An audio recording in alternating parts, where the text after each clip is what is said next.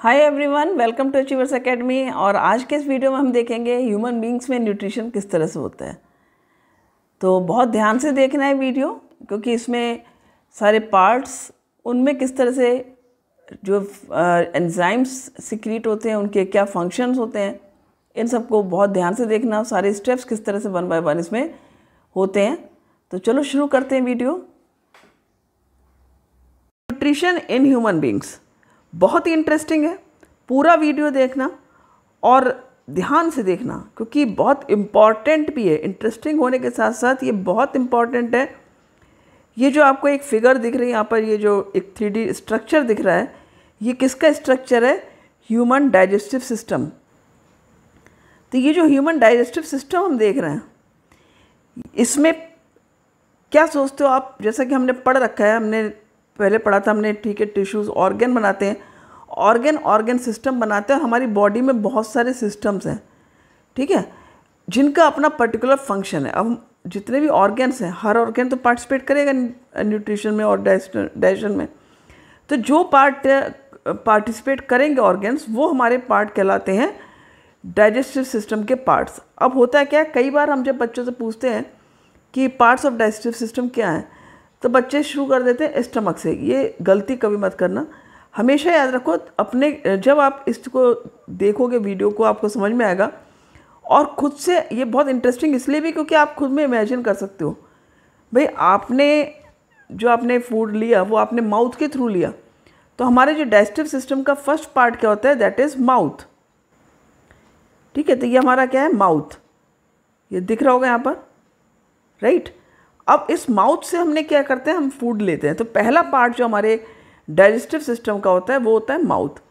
Next जो food हमने लिया, फूड कहाँ आता है? नेक्स्ट पार्ट में आता है। नेक्स्ट पार्ट में कहाँ पर आता है? हमारा ओइसोफेगस में आता है। So this is the oesophagus, right.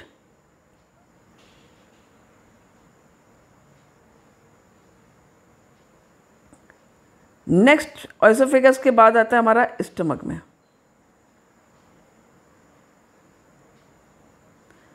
और स्टमक के बाद आता है ये स्मॉल इंटेस्टाइन में।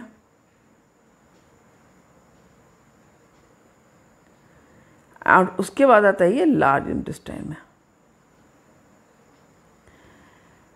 ठीक है, अब बात करते हैं कि फूड का किस तरह से डाइजेशन होता है, या और क्या क्या इसमें चीज़ें होती हैं जो हेल्प करती हैं। तो ऑर्गन समझ में आ गया। हमारा पहला पार्ट होता है mouth. This is the first part of digestion. ये हमारा माउथ है, ये this is the mouth. Then ये हमारा पूरा पार्ट हो गया ओइसोफेगस का। ये हमारा पार्ट हो गया स्टमक का। देख रहे हो ना, ये जे शेप स्टमक है।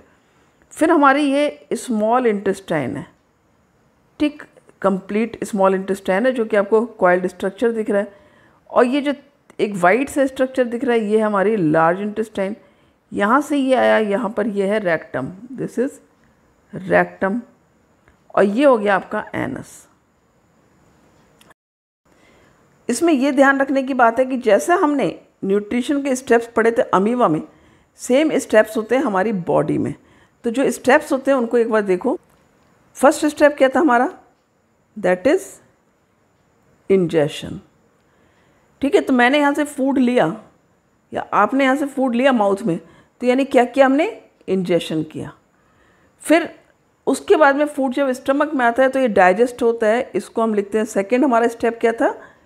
डाइजेशन था। थर्ड स्टेप था हमारा एब्जॉर्प्शन। फोर्थ स्टेप था हमारा assimilation. And the fifth step हमारा था इजेशन। तो इन सबको हम ध्यान में रखते हुए बात करेंगे आगे। अब इसके बाद हम देखते हैं कि और क्या क्या पार्ट्स हैं इसमें। केवल यही पार्ट्स नहीं है, इसके साथ कुछ ग्लैंड्स भी बहुत ज़रूरी हैं। वो ग्लैंड्स क्या है देखते हैं। देखो, ये जो दिख रहा है आपको, ये जो कंप्लीट एक पार्ट दिख रहा है, ये क्या है? ये लिवर है। This is what? लिवर। और लिवर का ध्यान रखना, ये लार्जेस्ट ग्लैंड होती है हमारी बॉडी की, सबसे बड़ी ग्लैंड है। ठीक है, तो कई बार ये भी क्वेश्चन होता है, which gland is the largest gland of our body? That is liver. Liver के बाद ये देखो, एक छोटा सा एक ग्रीन कलर का पार्ट दिख रहा है। ये क्या है हमारा? This is the gall bladder.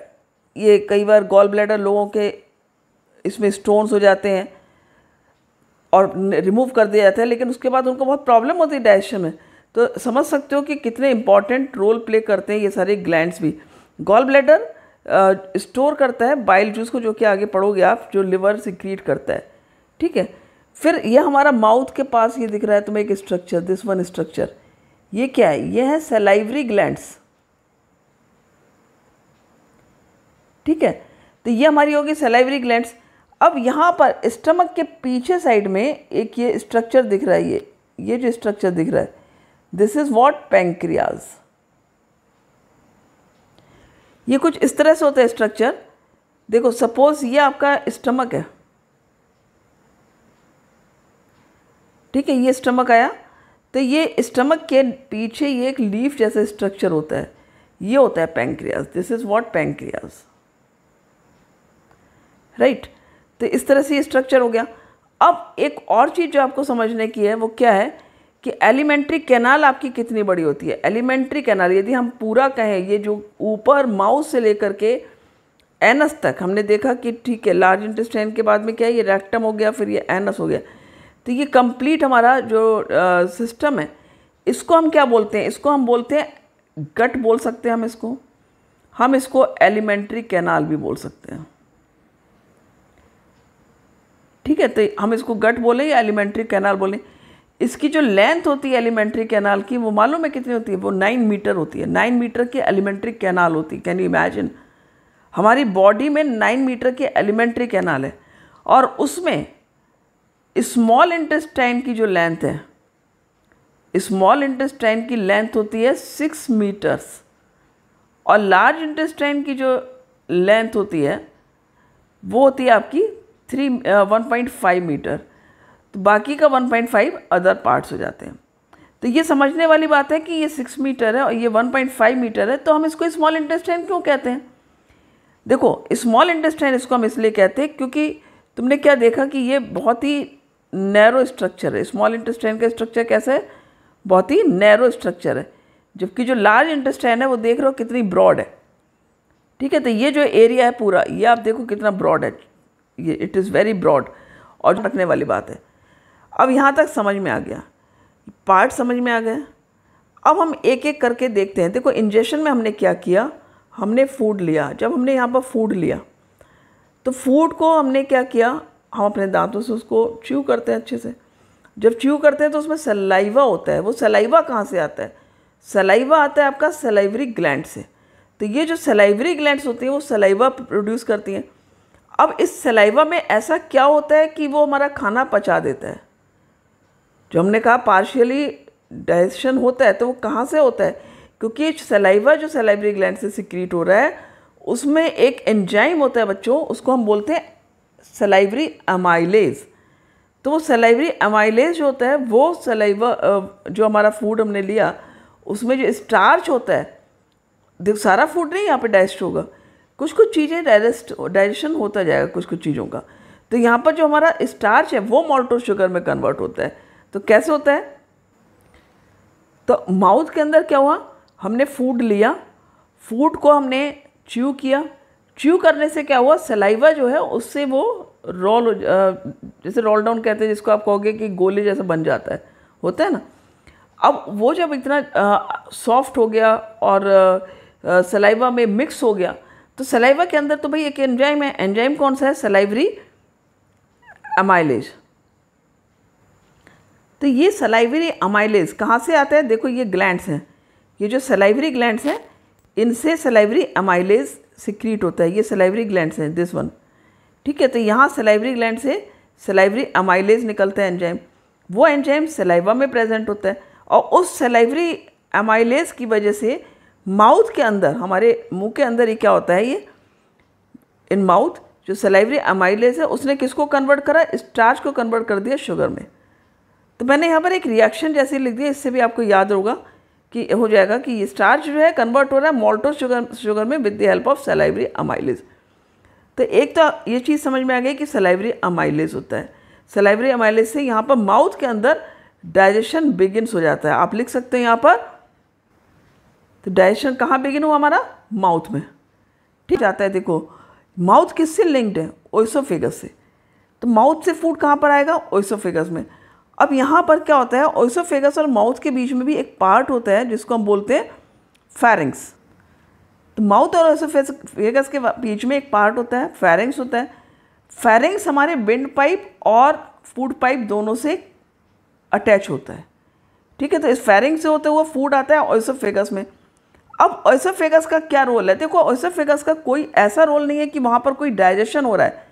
याद रखना ओइसोफेगस में कोई डाइजेशन नहीं होता है, केवल यहाँ पर पेरिस्टाल्टिक मूवमेंट्स होते हैं। और ये पेरिस्टाल्टिक मूवमेंट्स क्या होते हैं, कॉन्ट्रैक्शन और रिलैक्सेशन के मूवमेंट, राइट। तो यहाँ पर कोई डाइजेशन टेक प्लेस नहीं करता है, बल्कि यहाँ पर क्या होता है, पेरिस्टाल्टिक मूवमेंट्स होते हैं, ठीक है ना, पेरिस्टाल्टिक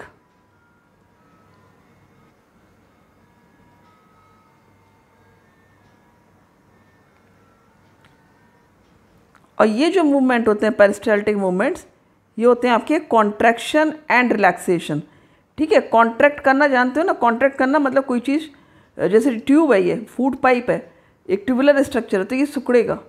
जब ये सिकुड़ेगा तो फूड नीचे पुश हो जाएगा। तो कौन से मूवमेंट होते हैं, कॉन्ट्रैक्शन एंड रिलैक्सेशन के मूवमेंट होते हैं। तो इसमें होता क्या है, देखो जैसे ही फूड यहाँ से पुश करने का काम करती है, ये जब ये रिलैक्स पोजीशन में, जब ओइसोफेगस यहाँ पर ये रिलैक्स पोजीशन में यहाँ पर, तो फूड ओइसोफेगस में आएगा। और फिर ये जैसे ही कॉन्ट्रैक्ट करती जाएगी तो फूड नीचे आता जाएगा, वो खिसक करके सीधा ये पुश होकर के स्टमक में आ जाएगा। तो ये होते हैं कॉन्ट्रैक्शन एंड रिलैक्सेशन मूवमेंट्स। तो समझ रहे हो ना, कॉन्ट्रैक्शन और रिलैक्सेशन के मूवमेंट से फूड पुश होता है। ओइसोफेगस में कुछ नहीं होता है, क्योंकि यहाँ पर कोई एंजाइम नहीं सीक्रेट हो रहा है, तो खाना तो वहीं पर डाइजेस्ट होगा जहाँ पर एंजाइम होगा। अब हम आते हैं सबसे इंपॉर्टेंट पार्ट में, दैट इज स्टमक। अब फूड जब स्टमक में आया तब क्या होता है, देखो स्टमक में बहुत इंपॉर्टेंट फंक्शंस होते हैं, ध्यान से देखना। तो इन स्टमक क्या होता है, 3 जूसेस प्रोड्यूस होते हैं। याद रखना यहाँ पर क्या होता है, पहले तो समझ लो कि स्टमक की जो वॉल्स हैं, ये जो स्टमक की वॉल्स हैं, ये क्या करते हैं, यहाँ पर चर्निंग होती है। जैसे जैसे खाना यहाँ पर आया, तो जैसे आप कोई चीज़ डालते हो मिक्सर ग्राइंडर में और सब चीज़ चर्न होती हैं, तो उस तरह से यहाँ पर चर्न होता है। जब चर्निंग होता है उसी दौरान क्या होता है, यहाँ पर कुछ जूसेस होते हैं, जो जूसेस प्रोड्यूस होते हैं, उसकी वजह से क्या होता है, वो खाना आपका उसमें जूसेस में मिल जाता है। तो वहीं पर ही डाइजेशन स्टार्ट होता है आफ्टर द माउथ। दूसरे पार्ट में कहाँ पर डाइजेशन हो रहा है, स्टमक में। माउथ में तो केवल स्टार्ट चेंज हुआ, अब स्टमक में देखते हैं क्या होता है। यहाँ पर देखो एक होता है आपका, इसको आप कह सकते हो कम्प्लीटली गैस्ट्रिक जूसेस, ठीक है। तो गैस्ट्रिक जूसेस यहाँ पर जो होते हैं, क्योंकि गैस्ट्रिक जूसेस में आपके 3 जूसेस मेन हैं। Number 1 is HCl, number 2 is, तरह से मैंने फ्लो चार्ट बना दे रही हूँ, ये HCl यहाँ पर प्रोड्यूस होता है, गैस्ट्रिक जूसेस में होता है। एक होता है यहाँ पर म्यूकस, और तीसरा यहाँ पर होता है पेप्सिन। तो ये ध्यान रखना, ये 3 जूसेस होते हैं यहाँ पर। अब HCl का फंक्शन क्या है, देखो यहाँ पर एक एक का फंक्शन समझते चलो, क्योंकि बहुत इंपॉर्टेंट है। क्वेश्चन पूछा जाता है, what is the function of HCl, pepsin या म्यूकस, सब पूछा जाता है आपसे। तो HCl का यहाँ पर फंक्शन क्या होता है, HCl के 2 फंक्शंस होते हैं। पहला फंक्शन तो होता है it kills germs, simple, it kills germs. जो भी हमारे खाने में यदि कोई जर्म्स हैं तो सबसे पहले तो ये उनको किल कर देगा, ठीक है, जिससे हमें वो नुकसान ना करे। सेकेंड फंक्शन क्या होता है इसका, ये देख रहे हो, ये पेप्सिन, ये एक एंजाइम है। ये एंजाइम जो है वो प्रोटीन को डाइजेस्ट करता है।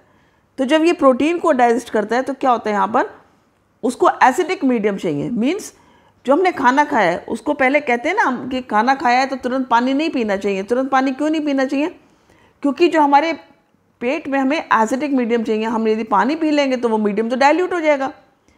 तो यहाँ पर HCl प्रोड्यूस हो रहा होता है हमारे बॉडी के अंदर। तो ये जो HCl है ये मीडियम को एसिडिक करता है, क्योंकि पेप्सिन जो है केवल एसिडिक मीडियम में ही काम कर सकता है। तो सेकेंड जो इसका फंक्शन हुआ वो क्या हुआ, इट मेक्स मीडियम एसिडिक।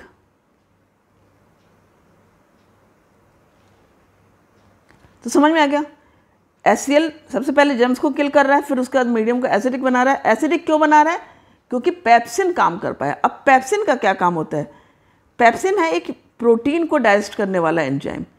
तो ये क्या करता है, ये प्रोटीन का ब्रेक डाउन करता है।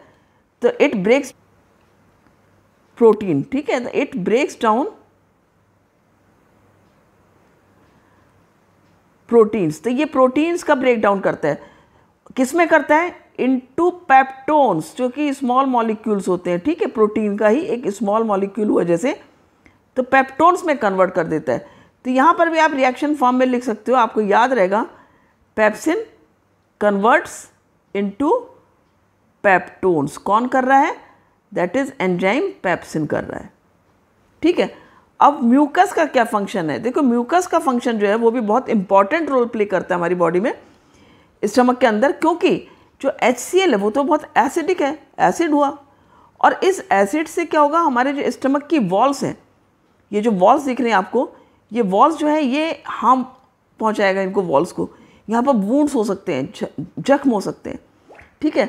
तो उसको कौन प्रोटेक्ट करता है, प्रोटेक्ट करता है म्यूकस। तो इसका जो फंक्शन है, म्यूकस का क्या फंक्शन है, it protects the walls of stomach, जो स्टमक की वॉल्स हैं उसको प्रोटेक्ट करता है। किससे प्रोटेक्ट करता है, फ्रॉम HCl से प्रोटेक्ट करता है, ठीक है। तो ये हो गया हमारा स्टमक में क्या क्या हुआ। अभी हमारे स्टमक में पेप्सिन जो है वो उसने पेप्टोन्स में चेंज किया प्रोटीन्स को, यहाँ पर मैं प्रोटीन कर देती हूँ, तो ये प्रोटीन्स चेंज हुए यहाँ पर पेप्टोन्स में, ठीक हो गया। अब यहाँ पर उसके अलावा क्या होता है, गैस्ट्रिक लाइपेज भी होता है, ठीक है। तो जो गैस्ट्रिक लाइपेज है वो फैट्स को कन्वर्ट करता है स्मॉल ग्लोब्यूल्स में। तो हम लिख लेंगे यहाँ पर गैस्ट्रिक लाइपेज। इन सबको हम गैस्ट्रिक क्यों कह रहे हैं, क्योंकि ये पेट में हमारे स्टमक में है, ठीक है ना। इट कन्वर्ट्स द फैट्स, हमारे जो फैट मॉलिक्यूल हमारे खाने में होते हैं, फैट इनटू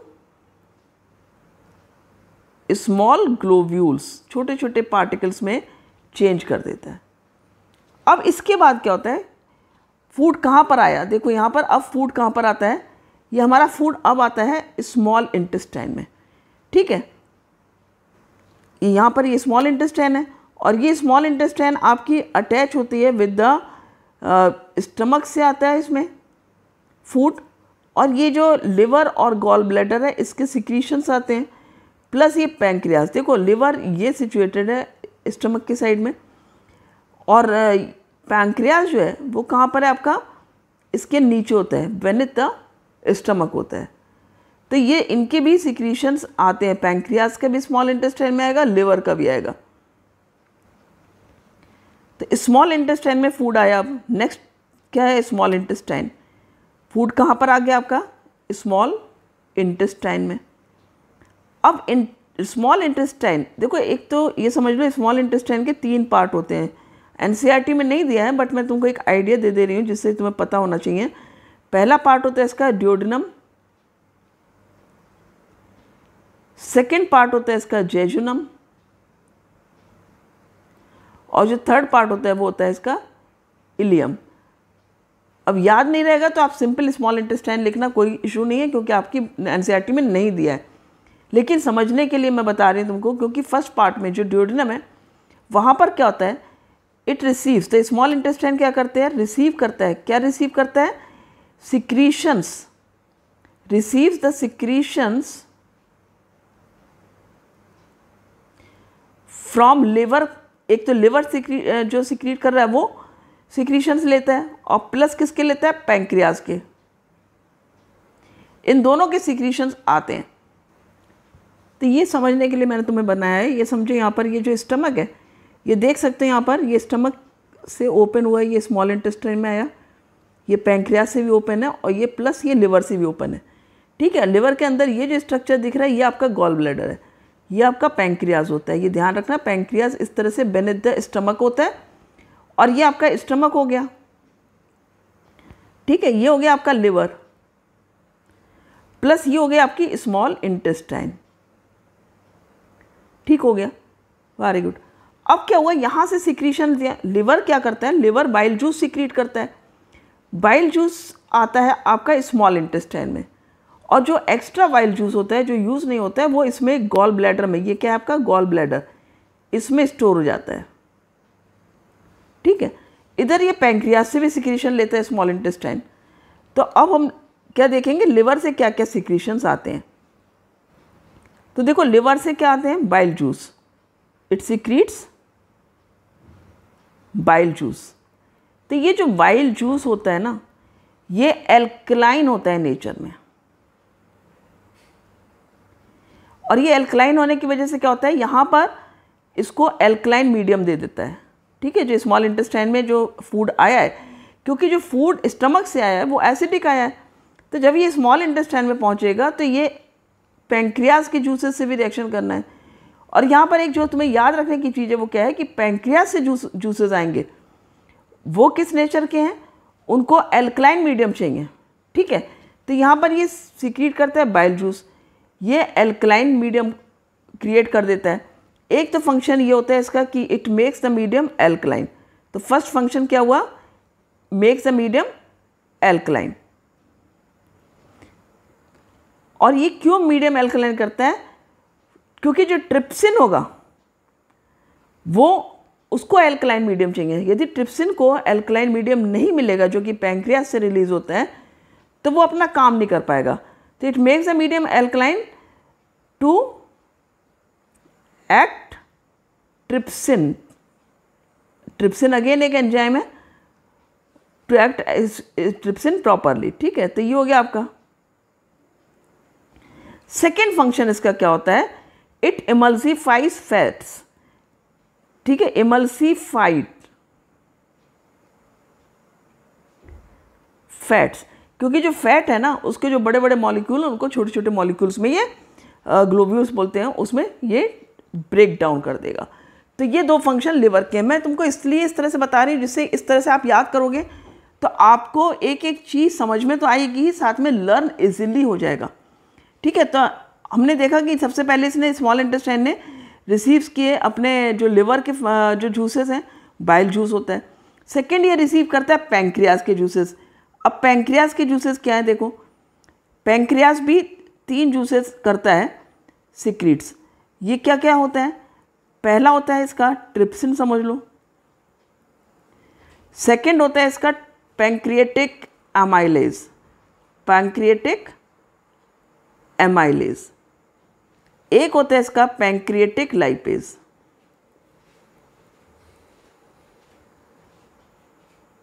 ठीक है, तो पैंक्रिएटिक एमाइलेज और लाइपेज और ट्रिप्सिन। अब यहाँ पर क्या हो रहा है, स्मॉल इंटेस्टाइन में जब ये पैंक्रियास से ये तीनों जूसेस आ रहे हैं, उधर से बाइल जूस आ रहा है, स्टमक से फूड आ गया, मीडियम एल्कलाइन हो गया, तो ट्रिप्सिन ने क्या किया, ट्रिप्सिन अगेन किसको करेगा, पेप्टोन्स जो हमारे थे उनको पेप्टाइड्स में करेगा। आपको ये याद नहीं रहे तो सिंपली प्रोटीन्स को ब्रेक डाउन करता है, ये लिख देना। ठीक है, क्योंकि आपके एनसीईआरटी में ये सब नाम नहीं दिए, तो नहीं लिखोगे तो कोई इशू नहीं है। तो ट्रिप्सिन ने क्या किया, ब्रेक डाउन किया प्रोटीन्स का। और इसने देखो हमारे स्टमक में क्या बना था, पेप्टोन्स बने थे प्रोटीन से, स्मॉल मॉलिक्यूल्स, उसको और भी छोटे मॉलिक्यूल्स में कर देता है, किस में कर देता है, पेप्टाइड्स में। अब याद नहीं रहता तो सिंपली लिख देना ब्रेक डाउन प्रोटीन्स, ठीक हो जाएगा। सेकेंड क्या है, एमाइलेज। ये क्या करता है, ब्रेक डाउन करता है कार्बोहाइड्रेट का। अब यहाँ पर तुमने एक चीज़ नोटिस की, इसको लर्न कर लेना। कई बार आता है कि इस एंजाइम का क्या फंक्शन है, तो याद रखो जितने भी लाइपेज होंगे वो फैट को कन्वर्ट करेंगे स्मॉल मॉलिक्यूल्स में, उसका ब्रेक डाउन करेंगे। जो अमाइलेज होता है वो आपका करेगा कार्बोहाइड्रेट का, और ट्रिप्सिन और पेप्सिन ये करते हैं आपका प्रोटीन का डाइजेशन। ठीक है, तो पैंक्रेटिक लाइपेज भी सिक्रीट होता है, वो क्या करेगा, ब्रेक डाउन कर देगा फैट का इनटू स्मॉल ग्लोब्यूल्स। तो इतना हमने समझ लिया यहाँ पर स्मॉल इंटेस्टाइन का। ये सब कहाँ पर हुआ है, इन द फर्स्ट पार्ट जो आपका डियोडिनम है, यहाँ पर ये सब हुआ है। जैजुनम में कुछ नहीं होता है, कोई डाइजेशन नहीं होता है। अब क्या होता है, ये जो इतना डाइजेस्ट हो गया फूड, काफ़ी स्मॉल मॉलिक्यूल्स में अब तक चला गया है। ठीक है, ये डाइजेशन चल रहा है अभी तक, आपका सेकेंड स्टेप जो न्यूट्रिशन का है वही चल रहा है अभी। अब क्या होता है, जो पार्ट इलियम है, लास्ट पार्ट में क्या होता है, जो स्मॉल इंटेस्टाइन का लास्ट पार्ट है, तो वहाँ पर इंटेस्टाइनल जूस होता है। ठीक है, इस जूस का नाम भी होता है वैसे सक्कस एंटारिकस। लेकिन अगेन नाम याद नहीं रहे, इंटेस्टाइनल जूस लिख देना सिंपली। यहाँ पर डाइजेशन क्या हुआ, कंप्लीट होगा। यहाँ पर क्या होता है आपका, जितने भी कार्बोहाइड्रेट हैं, ये याद रखना, कार्बोहाइड्रेट्स जितना भी स्मॉल मॉलिक्यूल्स में अब तक हो गया था, सिंपलर फॉर्म में हो जाएगा किसमें, ग्लूकोज में। तो कार्बोहाइड्रेट हो गया आपका कन्वर्ट ग्लूकोज में, प्रोटीन्स हो गया कन्वर्ट एमिनो एसिड्स में, फैट्स हो गया आपके फैटी एसिड्स में।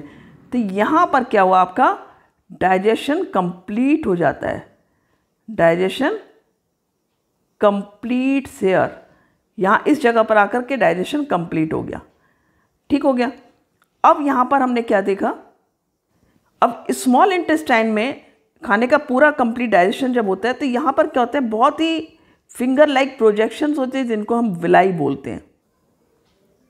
अब तुमने देखा कि स्मॉल इंटेस्टाइन तो बहुत ही नैरो ट्यूब है, तो उसमें यदि खाना जब जा रहा है डाइजेस्ट होके तो उसको तो एब्जॉर्ब होने में टाइम लगेगा। तो यहाँ पर क्या होता है, बहुत सारे विलाई होते हैं, ये इस तरह से फिंगर लाइक प्रोजेक्शंस होते हैं, ये इस तरह से करके ये। तो ये जो फिंगर लाइक प्रोजेक्शन है विलाई, इसकी वजह से क्या होता है, सरफेस एरिया बहुत ज़्यादा बढ़ जाता है। क्योंकि तुम समझ सकते हो यदि हम इसको स्ट्रेट करेंगे तो क्या होगा, बहुत ज़्यादा लंबा एरिया हो जाएगा, बहुत ज़्यादा फूड एब्जॉर्ब हो सकता है। अब ये क्या होता है, ये विलाई क्या होते हैं, richly supplied with the blood vessels होती हैं। इनके अंदर क्या होता है, ब्लड वेसल्स होती हैं, और ये ब्लड वेसल्स रिचली सप्लाइड है, यानी कि आपका जो फूड का एब्जॉर्प्शन हुआ। तो यहाँ पर जो नेक्स्ट थर्ड स्टेप होता है फूड का, क्योंकि हमने देखा डाइजेशन हो गया, तो अब एब्जॉर्प्शन हो रहा है। एब्जॉर्प्शन किसके थ्रू होता है, थ्रू विलाई। तो ये जो आपकी विलाई है ना, ये फूड को एब्जॉर्ब करते हैं। तो विलाई में जो ब्लड वेसल्स हैं वो फूड को एब्जॉर्ब कर लेती हैं, जो हमारा डाइजेस्टेड फूड है, क्योंकि यहाँ पर स्मॉल इंटेस्टाइन में कंप्लीट हो गया डाइजेशन। तो अब ये एब्जॉर्प्शन हुआ। अब जब ये ब्लड वेसल्स ने, यहाँ पर क्या, बहुत सारी कैपिलरीज होती हैं, ठीक है, ये कैपिलरीज, ब्लड कैपिलरीज जो हैं, ये ब्लड कैपिलरीज फूड को एब्जॉर्ब करती हैं। ठीक है, तो ये एब्जॉर्ब करती हैं फूड को। अब फूड क्या होता है, सारे पार्ट्स में जाता है बॉडी के।